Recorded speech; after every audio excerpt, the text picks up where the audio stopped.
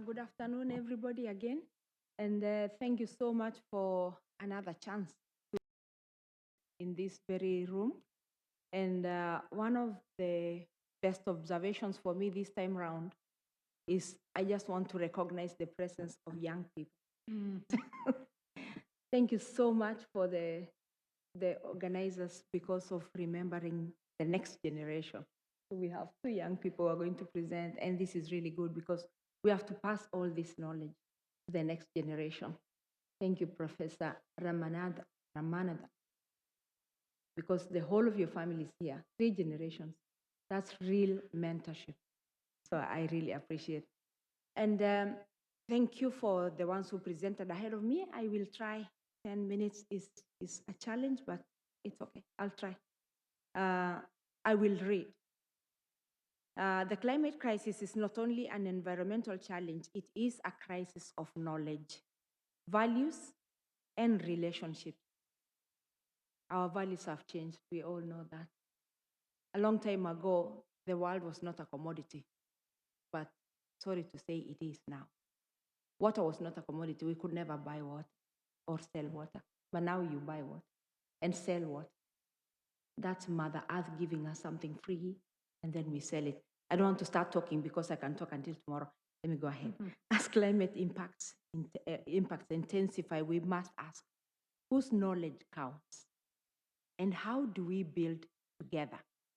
Again, science and indigenous knowledge are like two sides of a coin. So the wisdom of indigenous knowledge. Indigenous peoples have lived in harmony with nature for millennia. Kimaren mentioned, and I think even Hindu and Helen and Esther.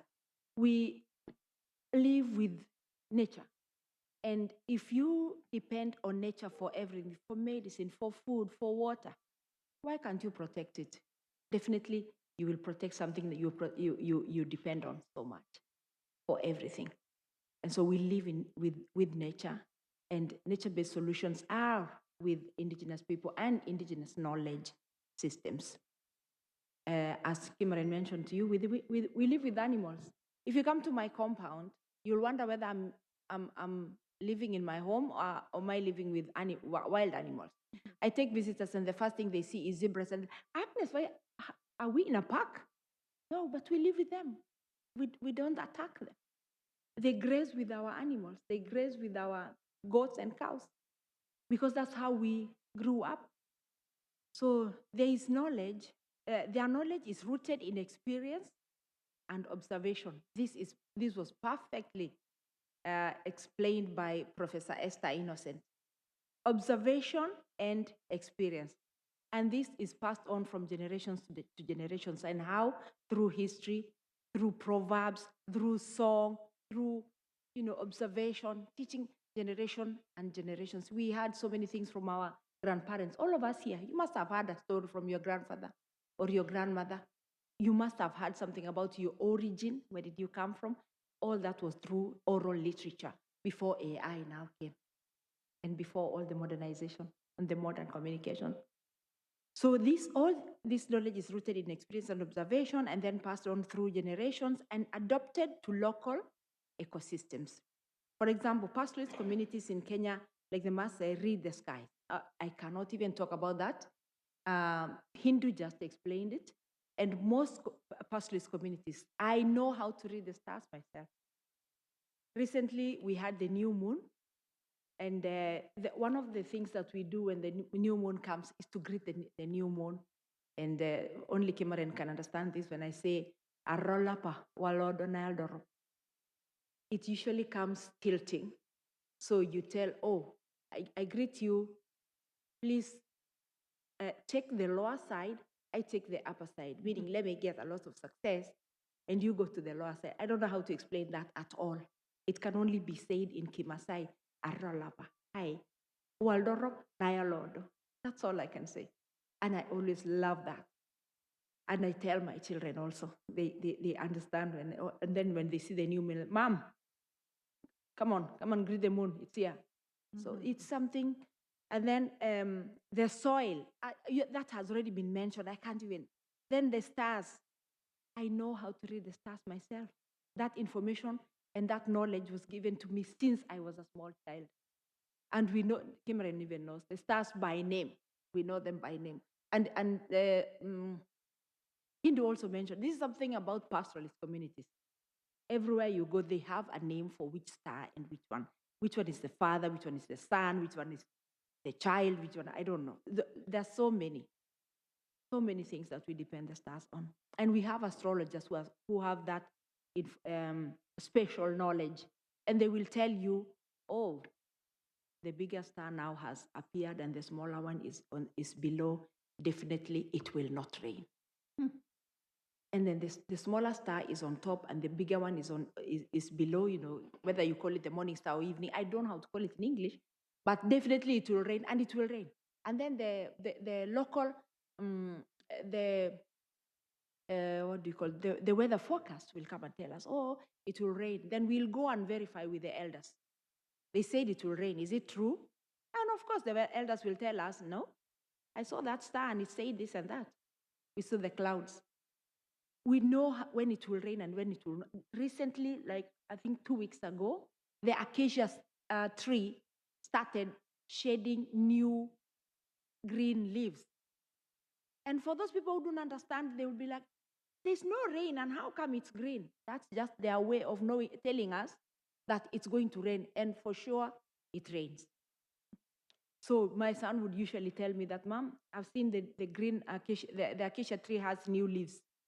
Does that mean it will rain? Of course it rains. And when we came here, it was raining. It's already starting to rain. So that is traditional knowledge that has not even been recorded anywhere. It has not been, that's something that we need to research on, and have a report, a validated one.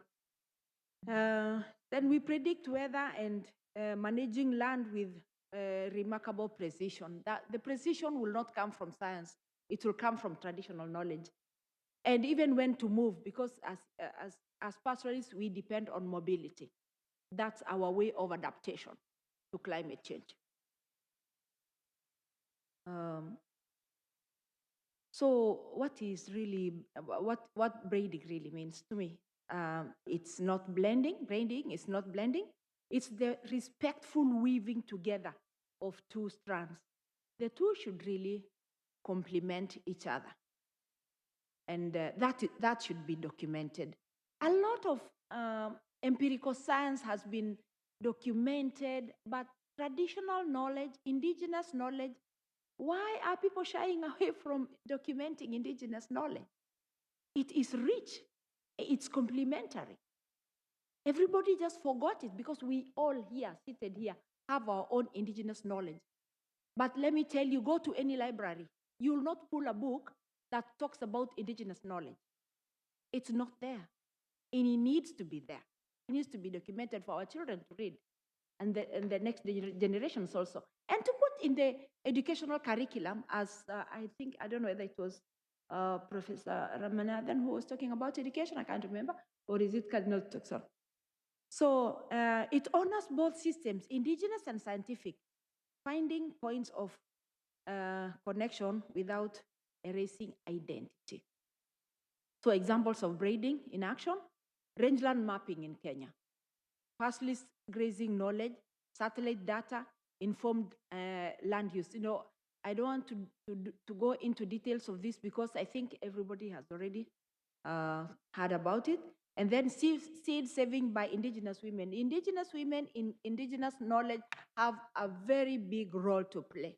They're the ones who pass this knowledge from generation to generation through stories, through riddles, through proverbs. And so that's just the reality. And of course, they're the ones who keep the seeds. And then the traditional varieties of drought-resistant research and equals to food security. Because who nurtures the family? Who prepares the food? Who fetches the water? Who fetches the firewood? It is the women.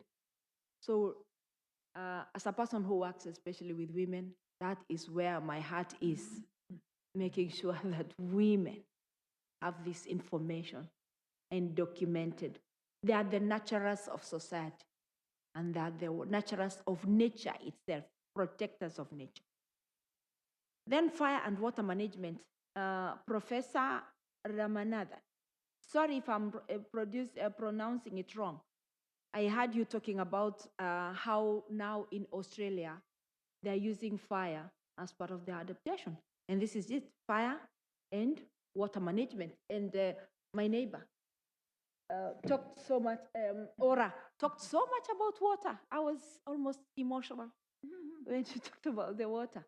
And that's just the truth. And women again come in handy. Who fetches the water for the community, for the family, even for the animals? It is the women, the nurturers of their families. Indigenous burning knowledge now informs national disaster framework. Okay, let me just talk about challenges that we must face.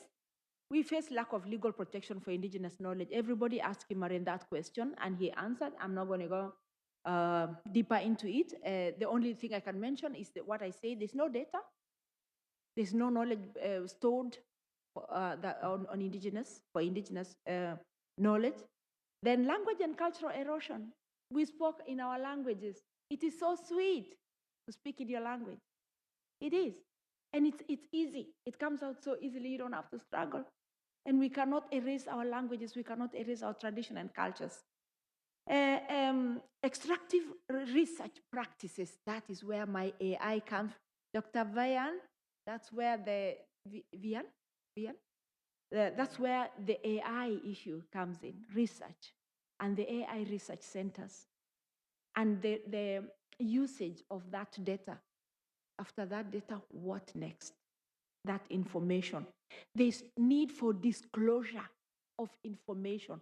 Indigenous people do not know so many things, including carbon credits, carbon markets, climate change and adaptation and mitigation.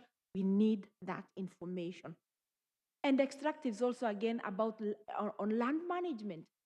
Our land has now become, in Africa especially, like a new scramble for land because there's so much extractive industries happening.